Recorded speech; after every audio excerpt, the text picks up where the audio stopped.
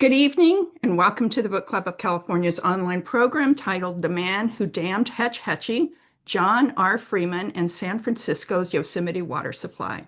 My name is Terry Castaneda, and I'm president of the Book Club of California. It's my pleasure to welcome you and to host this program.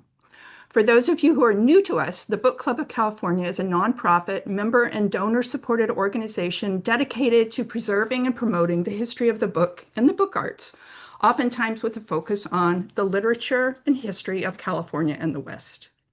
The Book Club of California publishes limited edition books, a scholarly journal, and keepsakes. We host a year-round series of exhibitions and programs like the one this evening on topics including fine printing, design, typography, bookbinding, collecting, and much more. If you're not a member, or if your membership has lapsed, and you're interested in what we do, please consider joining our century-long tradition. Membership dues are modest and the benefits are many. Truly they are.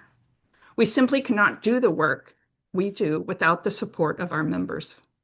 I encourage you to visit our website at bccbooks.org to join or to donate to the book club. Tonight's program is titled The Man Who Dammed Hetch Hetchy, John R. Freeman, and San Francisco's Yosemite Water Supply. Our speaker is Donald Jackson, author and Cornelia F. Hugel Professor of History at Lafayette College in Easton, Pennsylvania.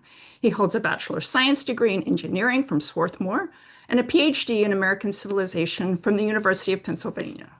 Dr. Jackson has published numerous books and articles on the history of dams and hydraulic engineering with a focus on the American West. These include Building the Ultimate Dam, John S. Eastwood and the Control of Water in the American West in 1995, Big Dams in the New Deal Era, a confluence of engineering and politics, co-authored with David Billington and released in 2006, Pastoral and Monumental, Dams, Postcards, and the American Landscape in 2013, and Heavy Ground, William Mulholland and the St. Francis Dam Disaster, co-authored with Norris Hundley and released in 2015. In 2017, the Society for the History of Technology awarded Heavy Ground the Sally Hacker Book Prize for displaying exceptional scholarship while reaching for readers beyond the Academy. In August 2025, the University of Oklahoma Press published his latest book, The Man Who Dammed Hetch Hetchy, San Francisco's Fight for a Yosemite Water Supply.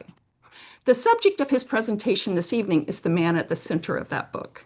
The damming of Hetch Hetchy Valley in the northern reaches of Yosemite National Park is renowned as a watershed event in American environmental history. Passionately opposed by famed naturalist John Muir and a phalanx of his ardent supporters, the massive undertaking to dam the valley for a municipal water supply involved many people, but it was predicated on the essential efforts of John R. Freeman, one of the most important, influential, and politically adroit engineers of the progressive era. Our speaker will be focusing on this New England-based Freeman and will offer a revealing account of how San Francisco won the right to transform the bucolic Sierra Valley into a capacious reservoir that a century later continues to serve millions of Bay Area residents. If you have questions for our speaker, please wait until the end of the presentation. We should have some time to take questions, and we'll do that then. You can use the chat or the Q&A function in Zoom to pose your questions or make comments. And now it's my pleasure to introduce Donald Jackson. You can take it away. Thank you, Terry. That was great. I really appreciate it. Thank you very much. Okay, gang, here we are. Here, let's take a look at the valley here. There's Yosemite, or Hetch Hetchy Valley, circa 1908. It's within the confines of what became Yosemite National Park, the Tuolumne River.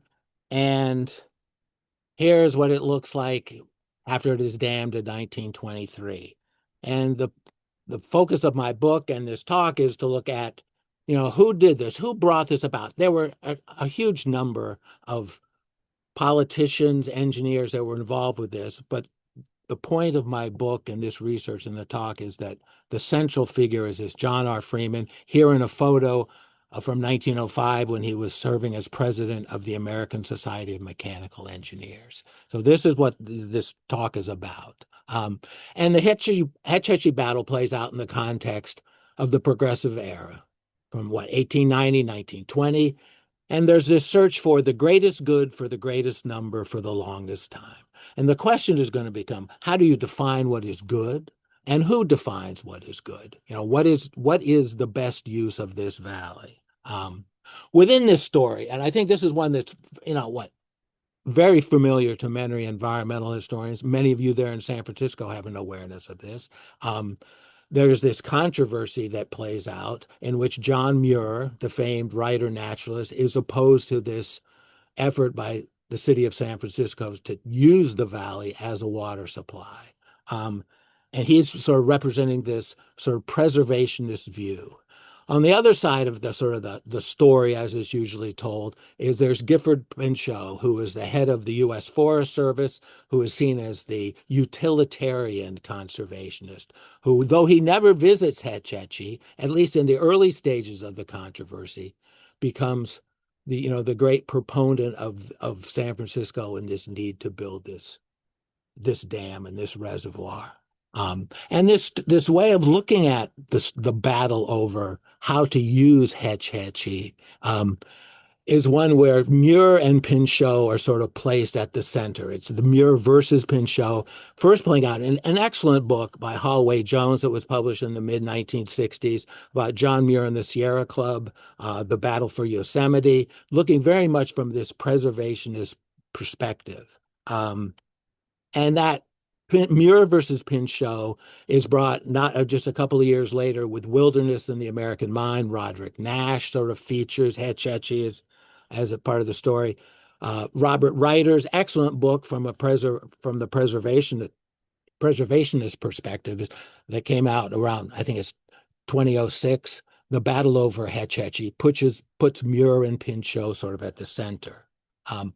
And it's not as though there's no recognition of the role that Freeman plays in this story, but he's very much sort of on the side and just sort of appears, on the edges of this story and not at the center. And what I came to believe and what I wrote the book about is to really understand how Hetch Hetchy was dammed. It's important to put Freeman in the center, put him at center stage to see how this happens. But he's not the only figure, and we'll get into how he gets into it and how it plays out. And one of the key parts of this story is he prepares this book, this report that's 421 pages long, that's published in the fall of 1912 that lays out this story. This is, when I think of the book club of California, this is a book published by the Rincon publishing company in San Francisco, and this sort of really took to the center stage and changed the landscape of how the controversy played out. And here's the title page for it. Price $3. There you go. And it was published. This is a wordy thing, but this is this is how Freeman put himself at the center of this controversy. And that's what leads into the book that I wrote on the man who damned Hetch Hetchy. And, that story is what I want to bring across. So Freeman's work in winning approval for the Hetch Hetchy Dam is not a simple story. Boy, it's complex. That's why it's a whole book. Nonetheless, tonight I'll try to offer enough detail that you might want to read the book. But first, a brief digression. How did I get here? How did this come about?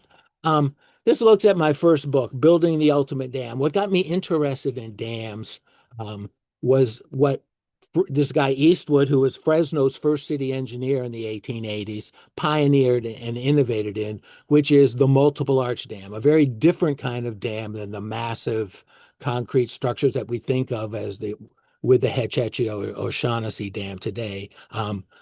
A way of using multiple arches. And here we're seeing Big Bear Dam. And I'll give you another view of it. It's this idea of efficiency, economy, and elegance. That's what got me interested in dams to begin with. I didn't have a particular interest in California and water, but I became very interested many years ago in this form, this structural, this shaping, which uses much less material than concrete gravity dams. And with looking at the Eastwood story, he built 17 of them in California prior to his death in 24. Here's one of the Little Rock Dam before was now encased in a huge embankment dam that was built in the 1990s. But here you get a sense of the downstream side. Um, and here, just to give you more of a sense, if you think, the dams seem kind of boring, here's one that he built, a flood control dam to protect Phoenix that was built in the early 1920s, the Cave Creek Dam. And as just a remarkable shape. It's very different than the kind of technologies in dam building that someone like Freeman took on. And that's how I got into Freeman, was to understand, why don't we see, or why didn't Eastwood have more success in promoting what he called the ultimate dam? And here this is chapter 6 in the book, The Ultimate Dam, The Confrontation at Big Meadows, John R. Freeman, and the Psychology of Dam Design. And I'll get in a second what I mean by psychology. Here it is. This is the plan to build what becomes now Lake Almanor. This is 1912. This is just a following up on Big Bear. And here the dam is actually under construction in the summer of 1912. But Freeman has an interest in the Great Western Power Company, and he sees Eastwood as a rival, a competitor in this world of dam building. And he began to characterize, or he set out to characterize, Eastwood's dams as not looking strong enough, what he called the psychology of the lace curtain design. Dams are supposed to look strong. It's not so much a technical argument that is being made against the multiple arch dam. It has issues about what it appears like and what public confidence will be. And not coincidentally, though, it's the kind of technology he's promoting. Freeman is one of the great champions of, and has a very much a financial interest in. And he began to refer to the idea of the psychology of dams and what dams are to look like. And this is something I think about with Hetch Hetchy. He never uses psychology per se with what the Hetch Hetchy Dam, which today is known as O'Shaughnessy Dam, but it's not about technical arguments. And when we get to looking into his 1912 report on Hetch Hetchy, there's something, it's not just a technical argument for building a dam and aqueduct. There also is this idea of sort of visual appearance and how you can improve the landscape. A psychological kind of argument. So here we have what Freeman was. This is for New York City's, the Olive Bridge Dam that he championed. And here eventually, what happened is he was able to stop the Eastwood Dam from being built. This is the massive earth-filled dam at Lake Almanor, Big Meadows, that went in today.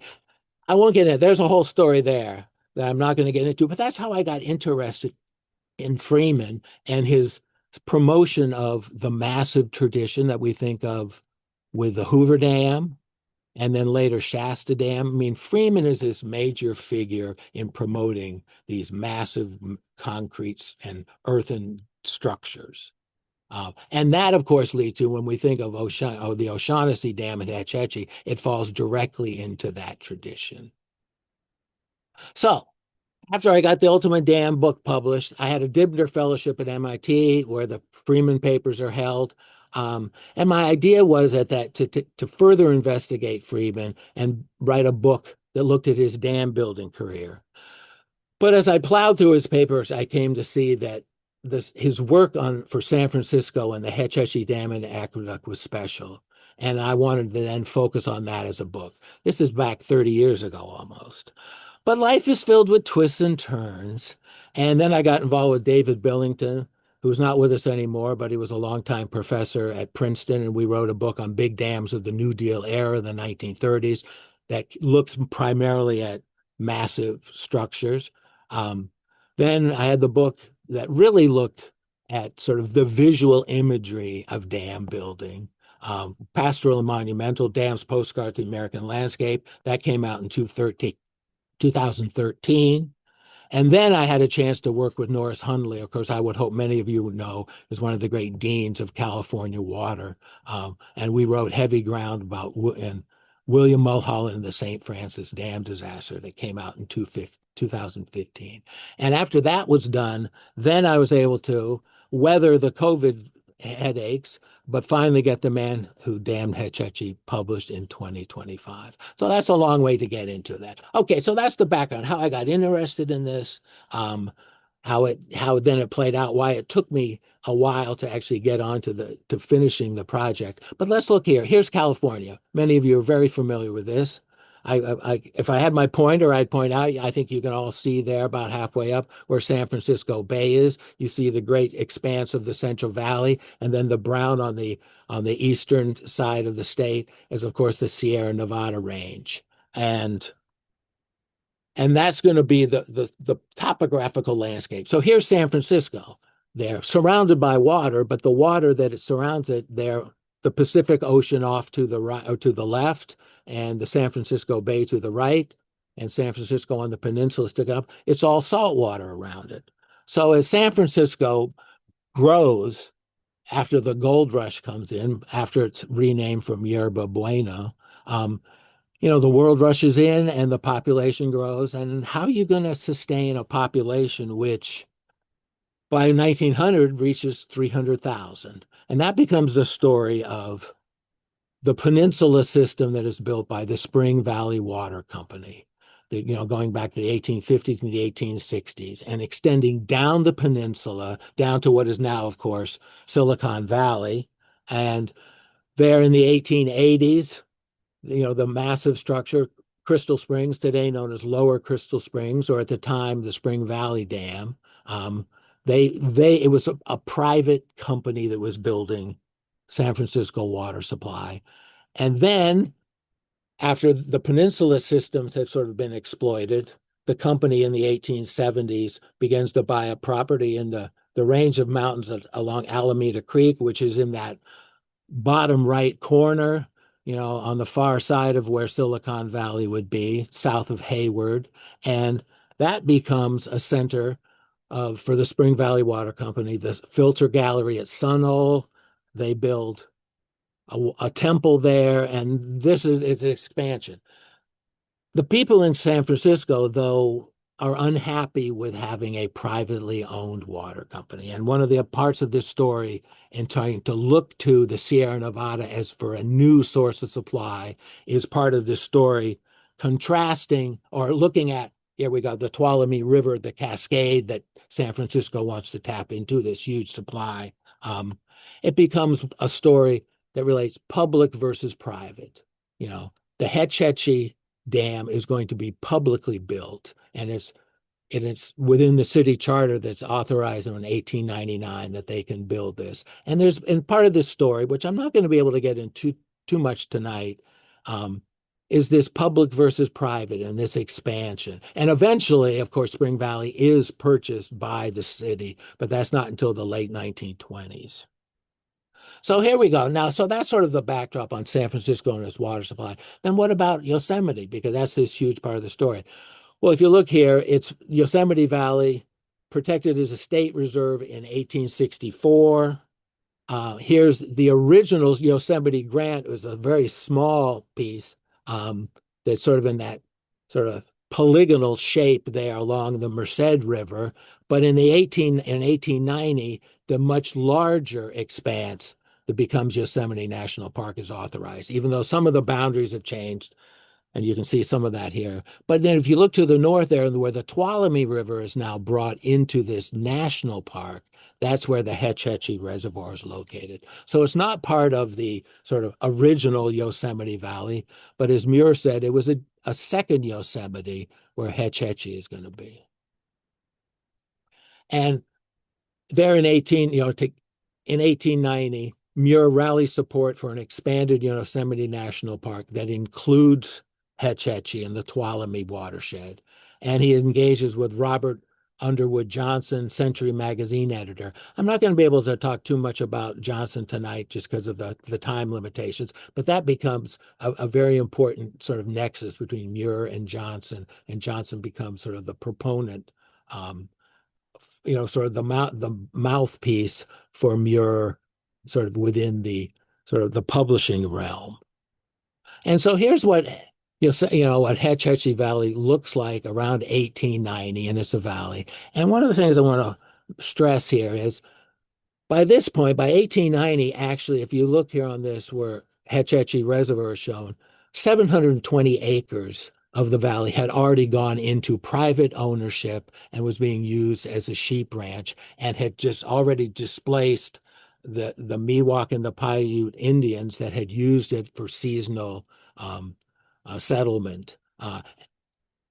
And so I just, like here, there's a lot of what today would be known as inholdings, but this is something that sort of drops out of the story is just how much of the land in the Hetch Hetchy Valley by the 1890s was actually already in private hands. And eventually, by 1910, the city of San Francisco purchases that land and owns it. Um, so the other part about Hetch Hetchy, though, is looking at it's just has a wonderful gorge at the bottom of this expanse, and that becomes an ideal dam site. And that's recognized as early as 1889 when the USGS is doing a survey of reservoir sites in the West. Um, and now the question is, if you look at that, there's a reservoir, an elevation of about 3,500 feet above sea level. Here's a cascade that sort of feeds into that valley and on its descending down. There's one other use, key use is irrigation. And this is going to take us to Modesto and Turlock, to the Modesto and Turlock irrigation systems, where in the 1880s, they are organized as irrigation districts, and they want to tap into the Tuolumne flow. And here we have a nice postcard view. Rhubarb there in Turlock, dated October 25th, 1909. This is the story here to give you a sense. There's Modesto. Turlock is about twice as big as Modesto, but those irrigation districts see the Tuolumne River as basically their river, and they're going to see San Francisco as an invader. And that's going to be an important part of the story, is how it's not just sort of preservation versus use or conservation in the valley. It's like, is San Francisco going to benefit, or is it going to be the irrigation districts? And here in 1893, the two districts are able to build the LaGrange diversion dam. This is an elevation much lower. I think it's about 600 feet above sea level. And off to the left there, you can see actually the diversion canal that takes the water to Modesto. And at that point, the irrigation districts lay claim to 2,350 cubic feet per second of water. The Tuolumne is a pretty big stream, but who's going to dominate its use both historically and even today are the irrigation districts. And I just point out, here's Modesto, small town, of course, home of George Lucas of American Graffiti and Star Wars fames, and this is another way of sort of big city versus these rural irrigation settlements. And what is the best use? So here, the park is created in 1890, support from the Southern Pacific Railroad and Muir and Johnson, and it includes Hetch Hetchy. But then Congress, 11 years later, also authorizes this 1901 Right-of-Way Act, which authorizes procedures for the use of the public domain, for the use of public land. And specifically, this law includes Yosemite General Grant and Sequoia National Parks, that you can get permits to build dams, aqueducts, and power lines, but only if the Secretary of the Interior approved the permit. And the Secretary could also revoke earlier permits. So that's going to come up a little later. So that's sort of this story that you have. It's a park. You have the reservoir or the valley that's in Yosemite National Park, but then you have another law saying that maybe you could use it for some purpose, or at least try to get a permit. So which of these two laws, the Right-of-Way Act or the one creating Yosemite National Park, is going to determine the fate of Hetch Hetchy? What provides for the greater public good? Some mountain water supply for San Francisco, an irrigation supply for Turlock Modesto, or should you save the beauty of Hetch Hetchy for future generations of Americans? That's sort of what is the greatest good. So there, to get us into, now we're into the 20th century, you got Mayor James Phelan applies for a permit to dam Hetch Hetchy under the provisions of the Right-of-Way Act. City engineer Grunsky prepares plans for a 60 million gallon a day aqueduct and dam based around Hetch Hetchy. And how's Roosevelt's administration going to respond? And here you have there for years, for the first few years, the Interior Secretary E.A. Hitchcock rejects the application twice. He deems that Hetch Hetchy Dam is not in the public interest, and that's his call. He sort of weighs it, and it looks like it's going to be over. Now, I've sort of shortened up things here a little bit, but what's going to change this? Well, I should say San Francisco City supervisors in February of 06 actually pass a resolution, then they're not going to look at Hetch Hetchy anymore. But then the fire or the earthquake hits in April of 1906, and then especially the fire hits, and that reopens this possibility of using it. And because what causes the fire? Well, the fire breaks out because of the earthquake. It takes a while, but it can't be suppressed because the water pipes break. Now, the question might be raised, if the local pipes break, what good is a reservoir 200 miles away? But leaving that aside, after the earthquake, Hetch Hetchy kind of comes back into as a possibility. And one of the things that's also going to drive this is with the Schmitz and the political regime that controls San Francisco gets into big political trouble, and the game begins to change. And this is where the city engineer Marston Manson, who's this progressive advocate for Hetch Hetchy, the book has a fair amount of background on Manson. I won't get into this now, but he becomes this advocate to try to bring the Hetch Hetchy Dam and Aqueduct back into the story. And he connects with Pinchot. And Teddy and Pinchot are pretty tight. And this is where that greatest good for the greatest number comes in. And Pinchot and Manson begin to correspond. And then after Hitchcock retires in March of 1907 as the Secretary of the Interior, the new Secretary of the Interior, James Garfield, the son of the assassinated president, comes in and he approves SF's Hetch Hetchy application in May of 1908. So here we have, a different Secretary of the Interior makes a different decision.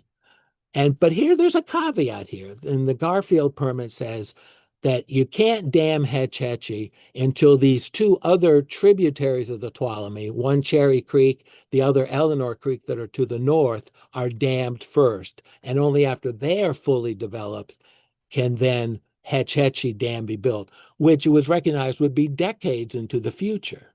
But that's going to be part of this story. Then how this enters into sort of the real political realm is San Francisco, when the Garfield permit is authorized, they set out and they want to get full control of the reservoir. They might, or the reservoir at Hetch Hetchy. They might not be building it for many years to come, but they want to get control over it. And there's sort of this idea that there would be a land swap. They have land that's outside of the national park, and they would switch it, but it's going to require congressional action authorizing this. And that's where Muir comes to the ground and rallies opposition in Congress against this. How this first moment, the high water mark of Muir and the preservationist regime is to defeat it. And very famously, I would just read this. How Muir takes on his task to vilify San Francisco, Pinchot and Manson, calling them these temple destroyers, devotees of ravaging commercialism, seem to have a perfect contempt for nature, and instead of lifting their eyes to the God of the mountains, lift them to the almighty dollar. Damn Hetch Hetchy, as well damn for water tanks to people's cathedrals and churches, for no holier temple has ever been consecrated by the heart of man. So, I mean, this is the high water mark for the anti-dam regime. Here's Muir sending a public letter to sort of encouraging people to write their congressman. If you look at the bottom, ask Congress to reject this destructive bill. This becomes the politics, and this is successful. The plans go nowhere. And then San Francisco is hoping that maybe they can bring it back, but then we got a new president. Taft becomes president in 1909. He has a different view of Hetch Hetchy, and his Secretary of the Interior is a political rival of Gifford Pinchot, and he has no interest in helping anything that Pinchot helped out on. He's sort of an opponent of. And what this is, the Ballinger-Pinchot affair, the controversy, actually, the big name is played out over the political scandal over Alaska coal leases. It's not about Hetch Hetchy per se, but once Pinchot is fired by Taft because of this issue about the Alaska coal fields, then Pinchot disappears from the Hetch Hetchy story for the next 3.5 years. He's sort of gone from this. And then Ballinger decides that he is going to overturn or um, take back the Garfield permit, sort of. But he wants to first give San Francisco a chance to show cause for why he should revoke the Garfield permit. And then, are there any other alternatives? And that's what's going to play out there in the spring of 1910. And part of this, that Taft appoints an Army Board of Engineers, which we'll get into. I'm not going to get into too much detail about the Army Board, but this becomes sort of an important, sort of seemingly an objective group, a board, to evaluate what San Francisco is going to propose and to advise Ballinger. And then Manson is given 1 year to show cause. So they give him a year to come up with a reason why the Garfield permit shouldn't be revoked. And at that point, this is where Freeman gets involved in this story. And you're wondering, where's Freeman going to come into this? He is then hired by San Francisco to advise Manson. And now here I just want to give a background on Freeman and run through it. He's born on a Maine farm in 1855, comes from a very modest background. His father is a farmer. His mother is a homemaker. His mother, though, in the 1860s, moves to Lawrence, Mass., which is a major textile mill complex on the Merrimack River. And she runs a boarding house. And here we go, which is based upon the Great Stone Dam that was built in 1848. I just got to say, this is why I collected postcards. I just love this view. What a beautiful postcard. Anyway, that was a little diversion there. Got to keep going. And Freeman there sets out, even though he's from very modest means, the family makes a sacrifice to send him off to MIT, which is only a few years old at that point. He graduates in the class of 1876. He then goes back to work for the Essex Company, which runs the water power there in Lawrence. And after 10 years there, he sets out and he becomes a consulting engineer. He also becomes a commissioner for the Metropolitan District Commission, that is basically Boston's metropolitan water supply. And he helps plan for the Wachusett Reservoir. This is completed he's the commissioner in 96. It's built in the early 20th century. He also becomes involved in major consultant for New York City's water supply, leading to what it becomes the Catskill, Delaware watershed there on the other side of the Hudson River. He's a major proponent of that. Here's the Ashokan Olive Bridge Dam under construction.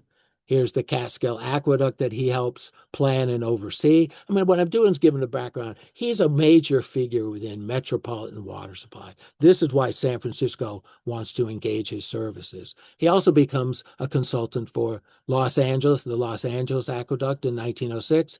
Here he is, along with William Mulholland there and J.B. Lippincott, Mulholland's assistant. And that's where he becomes very familiar with sort of melding hydroelectric power to municipal water supply. Here's the San Francisco Canyon plant number 1 that was completed in 1917, but which was under construction or under planning when he was there. He also becomes a huge player within the investor-owned hydroelectric power, Keokuk Dam in Iowa, Illinois on the Mississippi River. Here we go, one of the largest in the world, 150,000 horsepower when it comes online in 1913. This is how he comes to California as a consultant, is to work for the Great Western Power Company on the Big Bend Dam or Las Plumas, which has now been flooded out by Lake Oroville. He also is a consultant for PG&E for the Spalding Dam on the Yuba River. So just to give you a background, he's just a major figure, a major player, has this reputation. He also is a major consultant for what be a very modest, a small dam, the Charles River Dam, which floods out the tidal flats there and between Boston and Cambridge. And this is what it looks like before the Charles River Dam is built. This is what the back bay looks like. And he's the engineer who plans that. This is in 1903. And he looks to Europe as sort of an example, how it looked to Hamburg, the Ulster Basin, and then how it plays out. This is what it does look like when it is built, looking across the Charles to, there's the MIT campus. And the reason I sort of stress this is the idea that a dam can improve the environment. This was not foreign to him. And I would say most people, they're not even aware that this isn't natural looking at the Charles River Basin today. So long story short here, Manson fails to show cause. I can't get it. There's a whole chapter in the book about how he fails. And gradually, Freeman becomes much more involved in San Francisco's plan. Ballinger is out during the midst of this, and the new Secretary of the Interior comes in, Walter Fisher, and Freeman then becomes to promote what he calls something better for the city. He has a proposal which is going to supersede what Manson is going to do, and he begins proposing that you dam Hetch Hetchy first, and it's going to just be a much larger system. And that's what happens. In May of 1912, Manson has completely fallen short in being able to show cause. Freeman is going to then come out, spend the summer of 1912 promoting this new plan, and he takes over a penthouse suite at the St. Francis Hotel, and he's going to be there from June 10th to, I think he leaves on September 3rd. And that's when the book is created that is going to lay out his plans. And that's what I'm going to show you here. But to give you a sense here, sort of that what is produced there, this is what describes, I visited Mr. Freeman's suite of rooms on the top floor of the St. Francis Hotel while the work was in full swing. There are desks, drafting tables, apparatus, reference books, maps, photographs, manuscripts, blah, blah, blah is there. So this is, a description of what was going on. He actually, he plays a huge role in creating this book during that one summer of 400 pages. And it's also what he proposes here as a plan. It's a vast expansion of Manson's and Grunsky's plan, which was only for 60 million. Freeman is planning for 400 million gallons a day. That is why, the modern the modern Hetch Hetchy system is based upon that Freeman vision. And also, under Manson's plan, hydroelectric power is going to be used to pump water over the coastal range to get to San Francisco from the Central Valley, whereas Freeman's pressurized plan was entirely gravity flow, and all hydropower could be used commercially. And so here we just have, and we won't get into this, but here's Freeman plan looking at that gravity flow. And here's a vision of the curved gravity massive dam that he proposes over 300 feet high. Here are the pressure tunnels that are going to be, used so there doesn't need to be pumping. And here, though, is what ultimately gets built, the hydropower that eventually, with Moccasin Creek, where there's a drop of over 1,000 feet, that you can capture that flow. There's other power plants up at closer to Hetch Hetchy. You're going to get over 150,000 horsepower power, which today, 150,000 horsepower, admittedly, is not that much. In 1912, it's a huge amount of power. So when evaluating the Hetch Hetchy alternatives, that's what Freeman has to carry out. The issue always gets down to money. There were alternatives it is about money. But what are the other sources available, but at what cost? And what was the hydropower that was provided by the alternative systems? So in his book, he lays out a rather sophisticated plan for this system, and then he's going to demonstrate why other alternative systems, they're not viable per se, but why they are much more economically infeasible. And also this issue, what about filtered water? from the Sacramento River? Wouldn't you prefer mountains water supply rather than filter water? What's the greatest good for the greatest number? So here, this is from the book where he looks at the alternatives, and I write in the book as to how he sort of addresses each one of these possibilities and and how they all fall short of what the Hetch Hetchy scheme would come up with. And here we have just a view. Here's a nice postcard view of the Sacramento River. He actually saw the most viable alternative in his mind was pumping water out of the Sacramento River and filtering it, which was something that was becoming viable at the time. And also, so that's the technical side of what's in the report. On the other side of what's in the report is this, it's almost, he never uses the word psychology, but it falls into that plan. He wants to make it more accessible. He makes the claim, which was controversial among preservationists, that he can make it more beautiful and there can be auto roads around the lake, which is going to make the site more accessible and even more scenically attractive, right? This is from an interview he has with the San Francisco Call in June of 1912. And here's how within the book, how he makes this argument, how he illustrates it. Here, this is a dam that he visited in the summer of 1910. This is part of Birmingham's water supply in Wales, and he called it the beautiful Craig Couch Dam on the Ilan River in Wales. This is directly published in the book, and he makes a point. Note the inviting roads built chiefly for the pleasure of the public. Here he takes photos from Norway that he also visited that summer, and looking at like how a road around the fjords could be duplicated, if not duplicated, emulated at Hetch Hetchy. You could build a road that extends completely around the reservoir and to make it more accessible.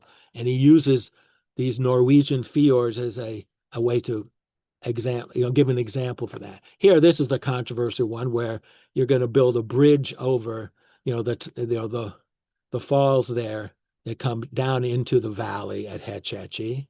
And he also then makes this argument that reservoirs can also function as parks. And here he includes in it photos, from Boston's water supply system and how parks, though you can't go swimming in the reservoirs, you can visit them, and that they can be the sort of recreation and the reservoirs can be combined. And then he takes on this role, he directly sort of politically confronts what he called the nature lovers, and what he said, the objections of the nature lovers in regard to destroying the scenic beauty of Hetch Hetchy Valley were branded by Freeman as ghost stories. This is part of an interview he has with the Chronicle. And then he also goes on, and he makes this point that very few people are visiting Hetch Hetchy. Less than 300 people visit it a year. He wants to open it up to thousands. And I'll get back to, make a reference to that in a second. And so that's what appears in the report that comes out in the fall of 1912. And here, though, boy, when it gets made available and he gets copies of it, he signs them and he sends them. Freeman took this project very personally. And here, just as George C. Whipple, very famous sanitation engineer, Harvard's first professor of sanitation engineering, there around 1911. And he signs it and he dates it. And actually, within the book, the letters that he sends out when he's distributing copies of the report, give him a sense how he promoted this. So here we're going to have a hearing based upon his book that Fisher had. Finally, the show cause hearing is going to be held. This is a photo that Freeman included in his diary. He taped it into his diary. And I'm going to show you some excerpt of the diary. And there's Fisher, and there's J.S. Dunnigan, I'm pretty sure is there on the far left, who was San Francisco city clerk. Coming out of the Fisher hearing, it's 1,000-page sort of transcript. It's 5 days long. I'm not going to cover it all here, but one of the things I do want to stress is if you look at the preservation idea is not about wilderness. William Colby, who's the secretary of the Sierra Club, and his brief against the damming of Hetch Hetchy, he makes reference to there's going to be hotels built. There's going to be thousands of people visiting. Harriet Monroe, the, the poet from Chicago, who is very famously opposed to the dam, she also makes reference to the need or the desirability of building hotels. And here's a hotel that's built in the main Yosemite Valley in the 1920s. This is what would have probably most likely been built in Hetch Hetchy Valley if the dam had never been built. The Army Board, which is listening to all this, boy, I'm condensing a whole kind of stuff here. They embrace Freeman's plan, the report. They support it there in February of 1913. And in particular, they embrace the hydropower. But then Fisher decides the Right-of-Way Act is insufficient because you can revoke the bill. How can you build a major municipal water supply based on a permit which some Secretary of the Interior might revoke? And so he sort of basically said Congress needs to pass a law that's specifically authorizing Hetch Hetchy. So at that point, then you have, he does that on March 3rd, and then Wilson becomes president in March of 1913. And then it enters this final stage. I don't have a photo here, but Franklin Lane, who was a Secretary of Interior, who becomes appointed Secretary of the Interior. He had been a city attorney for San Francisco during the early phase of the Hetch Hetchy controversy. He supports it. And so here Wilson comes to Congress in April 13. He's going to have a special session. This special session is about what leads to the income tax to replace the tariff. That's the big bill, what's called the revenue bill, and also the bill that creates the Federal Reserve. Two issues are rather timely. That's why there's going to be a special session of Congress. But then San Francisco takes advantage of that, and during the spring, they join with John Raker, who's a congressman that actually the Valley is the district in, or the Valley is in his district, begins to promote what is called the Raker Act, which is going to authorize the construction of the dam in Hetch Hetchy based upon Freeman's plan. But the one thing is included, I'm just going to make this point, and part of those negotiations early on about this law, the irrigation districts demanded that they be given the rights to more water. And instead of that 2,350 cubic feet per second that they had rights to, for 60 days every spring between April 15th, June 15th, they were to be guaranteed 4,000 cubic feet per second of flow. This major issue.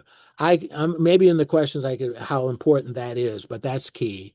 And I have to connect what happens over the summer. Freeman actually takes a trip to Europe because he spent all of, the summer of 13 in San Francisco. And then he took his family to Europe for the summer, or in 1912, excuse me. In 1913, he takes his family to Europe, and there's some engineering conferences, but they spend the time there. So he's not involved. But in the book, I give a whole background of what happens in the house. But he returns just in time in early September. He comes to the House chamber. He witnesses the vote, and the Raker Act has been passed 183 to 43. And there are a bunch of paired votes, but I'll get into paired votes in a second. And he's there. The next day, he begins lobbying for San Francisco. Here, this is a facsimile of his diary here.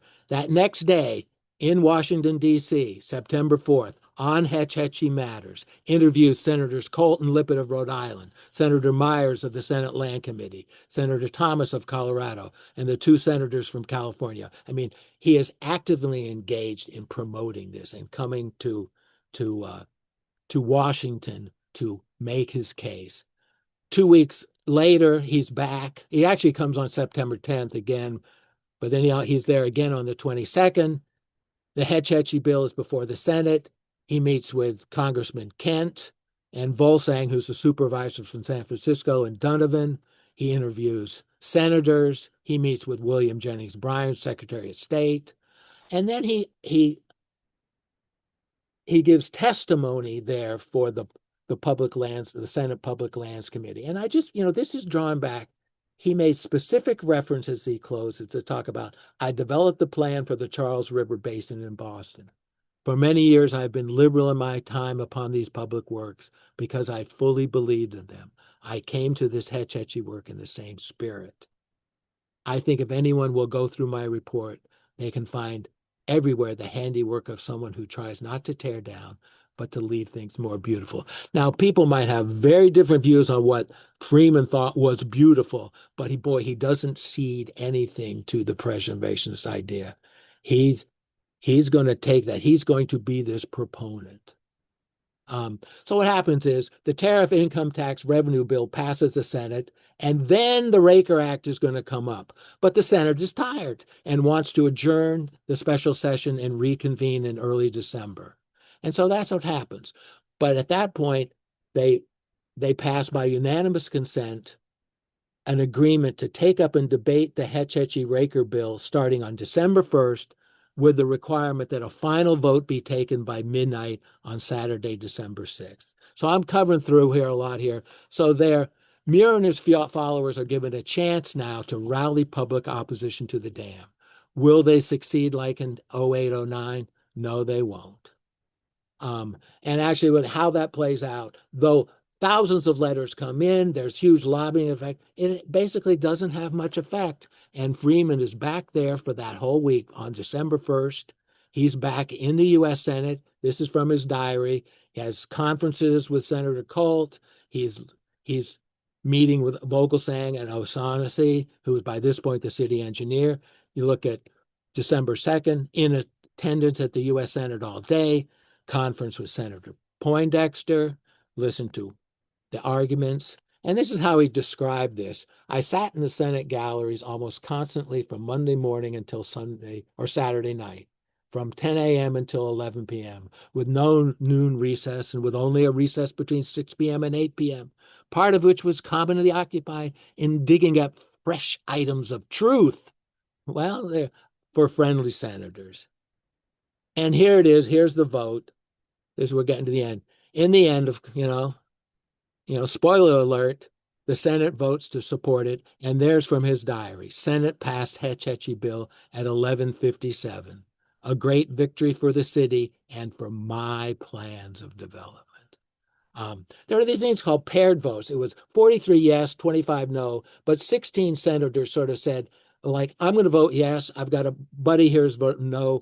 We don't have to actually vote. We're pairing our votes. So if you look at the actual vote, it would have been 51 yes, 33 no, with 11 not voting. And Freeman was there as it takes place. So here we go. I've reached the end here. By 1923, basically his plan has been put into effect. And here he's, the last one there. Freeman is out in San Francisco at the ASCE, American Society of Civil Engineers Conference. He's president that year. He goes with M.M. O'Shaughnessy, which I haven't talked about in this regard, but O'Shaughnessy is the one who becomes city engineer in September of 1912 when Freeman, and picks up the torch for Freeman's plan. The one thing that is going to change, and I'm sure many people here are aware, those roads that Freeman promoted to go around Hetch Hetchy, they were never built. And that's largely through the instigation and the disinterest of O'Shaughnessy. Those plans change. But the reservoir, the aqueduct remained very similar. And there's a photo also with Grunsky. So I'm going to conclude it there. I'd love to have you coach. There's a million other things to talk about here. I hope I haven't made it too confusing. But I love Terry. Why don't you take it from here and see if we have any questions? I sure will. Thank you for that great talk. And I have to say, I love seeing the diary entries. Those are a historian's dream. That's gold. So we have a lot of comments, but many fewer questions. So I'm going to winnow a couple of the questions out of the chat. One of them is my grandfather, Angelo Rossi, mayor of San Francisco from 1931 to 44, helped pass the bonds to get the last link of Hetch Hetchy finished. In doing research at the Bancroft, I discovered that one of the city's head lawyers ended up in Wilson's inner circle in DC, and I can't help but think this helped to move things along. Do you know his name? I think he's referring to Franklin Lane. Okay. Okay, Franklin Lane had, and I should have had a photo of Lane. He was the fifth Secretary of the Interior in this story, but Lane had been the city engineer in there during those first applications to Secretary Hitchcock, which failed. Lane goes on to become, actually, Roosevelt appoints him to be a commissioner for the Interstate Commerce Commission. And then when Wilson becomes president, Wilson appoints him to be the Secretary of the Interior. I talk about that in the book in that background. And also Rob Reiter has some good stuff on that, but I'm pretty sure that's who he's referencing here. And there's no question that in terms of this politics, it becomes a Democratic bill. When it goes to the White, and it's there in 1913, you have one party controls the presidency, the House, and the Senate. And that's one of the things that makes it go through, and how they're able to push that through. So anyway, I'm pretty sure it's Franklin Lane he would be referencing. Super. Rosemarie, I hope that answers your question. All right, so we have another question, which, I think we're all interested in as well. What were the political pressures and players in the promotion of Hetch Hetchy? Who stood to make money? The dam builders, the labor unions? Where was the influence? A question about political economy, basically. To me, what's driving this is this: you need water to keep growing. This is actually within the Hetch Hetchy report. One of the first things he sets out to do is to demonstrate what is going to be the future population of San Francisco, which is going to justify the need for this much larger water supply. Going from 1900, it's 300,000. He actually promoted it would be somewhere there around 3 million by the year 2000, which really wasn't that far off the mark. Right. But what's driving this is sometimes it's like Los Angeles and William Mulholland. You bring water and a rising tide lifts all boats. This is what is driving that. Every business is going to be able to grow. You just have that supply. And even to this day, a lot of the water supply for Silicon Valley, Palo Alto and down in that neck of the woods, that's using Hetch Hetchy water. It's just I didn't find any specific, or I'm not aware that there was one specific interest that was going to benefit this, but just the overall real estate interest were going to benefit. One of the other thing I should say that I didn't get into is they also proposed it as a metropolitan system that would include Berkeley and the East Bay, which doesn't end up happening. Which within the book, that's something I also get into.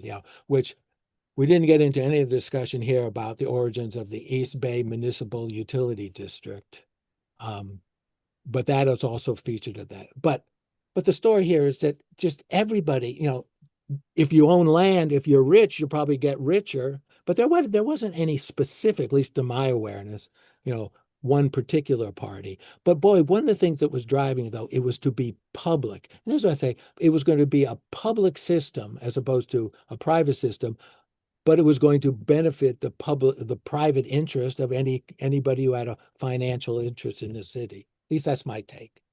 All right. Well, that actually leads to a much more pointed inquiry. Did Freeman have a financial interest, including Bay Area real estate, that would benefit from Hetch Hetchy Water and Energy?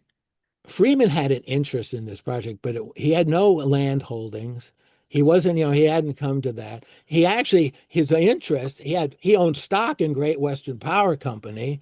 He was mostly had an interest in, that's the complexity of this, that he's involved with planning the private power companies that are feeding this. But what he does have with a personal interest is just his reputation. He took this personally. And also, what drove him on this, and boy, that summer that he spent there, he was going from 5 o'clock in the morning to 11 o'clock at night. There was this matter of professional pride. He got paid very well. He made for the first half of 2000, or for the first half of 1912, $34,000, which was a pretty good amount. It's not millions, but he had no specific, he didn't have any tie to any particular company, but he wanted to align himself with these great systems. the same way he was associated with Boston's water supply. He was associated with New York City. It was his plan of development. There was this huge pride that he wanted to draw from. So I think, that's the interest that he has. He certainly is getting paid for it. There's no question. And I sort of get into that, how he plays that out. But yeah, sorry if I'm droning Oh, on, no, I apologize. no, let me get to another uh, couple questions before we say goodnight here. Did Freeman use postcards in his report? Actually, he did. Or he actually used stereo views. Um, those images of the fjord, the Norwegian fjords, those are from uh, uh, stereo views, and he collected postcards on his trip through both Norway and uh, Great Britain while he was sort of planning for it. Yeah, he had this very visual. Yeah, he collected postcards. Yep. All right. And should the park allow boating on the reservoir today, as Freeman promoted and Congress endorsed in committee, but the Raker Act does not address? Well, Freeman never promoted the idea of putting boats on the river. He didn't the idea that you could have access to it. This would be the same way that Boston you were able to get within relatively close proximity to the reservoirs, but you couldn't go swimming, you couldn't visit them. I will not get any. I mean, I might have my own thoughts. You mean because Hetch Hetchy it's always a perennial political thing. How to use this? He never proposed that people have access to swimming and boating, but he certainly wanted to have people be able to observe it, right? So I don't know if I answered the question there, um, but one thing he wanted to do, though, some of the arguments that were being made by the preservationists was the idea that the entire watershed above the reservoir you'd have to prohibit or block any kind of camping, or especially up at Tuolumne Meadows, any kind of use of the watershed. And that's what he wanted to portray that as, like moonshine, that you could use this reservoir.